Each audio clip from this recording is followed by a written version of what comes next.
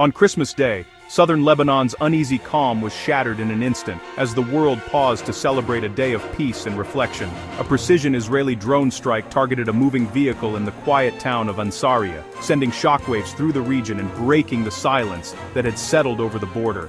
The intended target was a senior Iranian military figure, a high-profile presence whose death signaled an unmistakable escalation in the ongoing shadow conflict. This was no random attack. It was a calculated and direct challenge to Iran, delivered right on Hezbollah's home turf, raising the stakes for all involved. The timing, on a day of global significance, ensured the world's attention was fixed on Lebanon, amplifying the impact of the strike and its message. The attack shattered a fragile ceasefire that had offered a brief but precious respite to border communities since November 2024, leaving families, once again, on edge. Now, the specter of renewed war looms large, threatening to undo months of painstaking diplomacy and fragile hope for peace. Residents on both sides of the border once again face the familiar fear of airstrikes and retaliation, forced to relive the trauma of conflict and displacement. The question is no longer if conflict will return, but how devastating and far-reaching its consequences will be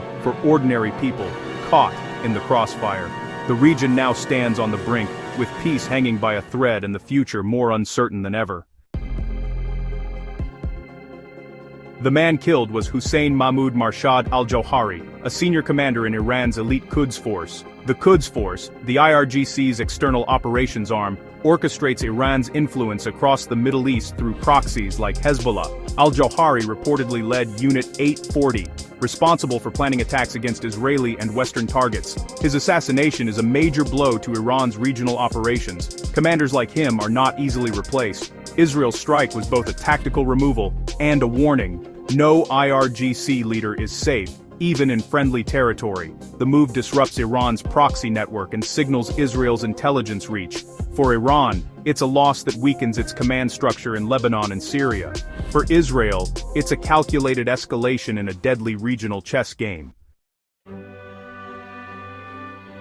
The December 25th strike didn't just kill a commander. It demolished the Israel-Hezbollah ceasefire. That agreement had ended over a year of brutal cross-border violence, offering hope to war-weary civilians. But the peace was fragile. Israeli strikes and reconnaissance flights continued, eroding trust. Since the ceasefire, over 300 people in Lebanon have died in Israeli attacks, many of them civilians. Nearly 1,600 Israeli strikes have hit Lebanon in less than a year, destroying homes and infrastructure. For many, the ceasefire was little more than a pause in an ongoing war. The latest attack confirms, true peace remains elusive. To understand this escalation, look back to June 2025 and Operation Rising Lion. Israel launched direct airstrikes on Iranian soil, killing top military leaders and crippling Iran's command structure. Major generals, intelligence chiefs, and missile program heads were eliminated in days. This was Israel's response to Iranian missile and drone attacks earlier that year, a dramatic shift from proxy warfare to direct confrontation. The operation reset the rules, showing Israel would strike at the heart of Iran's power. The Christmas Day killing in Lebanon is a continuation of this strategy, relentless, targeted, and public. Each strike chips away at Iran's military leadership wherever they operate. The shadow war is now out in the open. After the strike, Israel quickly claimed responsibility, framing it as preemptive self-defense. The government's message was clear and direct, aiming to reassure its citizens and send a warning to its adversaries. By naming al-Jawhari and his role, Israel justified its actions as necessary to protect its citizens. The official statement emphasized the threat he posed, painting the operation as both urgent and unavoidable. Israeli officials argued their strikes are aimed at dismantling Hezbollah's military infrastructure and enforcing UN resolutions. They stress that these actions are part of a broader strategy to maintain regional stability and deter future attacks. Meanwhile, Iran's response has been silence. No official statement, no immediate threats. The absence of a public reaction has left analysts and observers speculating about Tehran's next move. But this quiet is strategic. Iran is likely planning a calculated response, not a hasty one. Behind closed doors, leaders weigh their options, considering both risks and opportunities. Historically, Iran's revenge is measured and often delayed, making this period especially tense. Past incidents show that retaliation can come unexpectedly, long after the world's attention has shifted. The lack of public outrage from Tehran signals a more dangerous considered retaliation may be coming. This calm exterior may mask intense internal debate and preparation. The world waits, knowing the real response may come in weeks or months, not hours. International observers remain on edge, watching for any sign of escalation. The threat is unspoken, but it hangs heavy over the region, casting a long shadow of uncertainty and anticipation.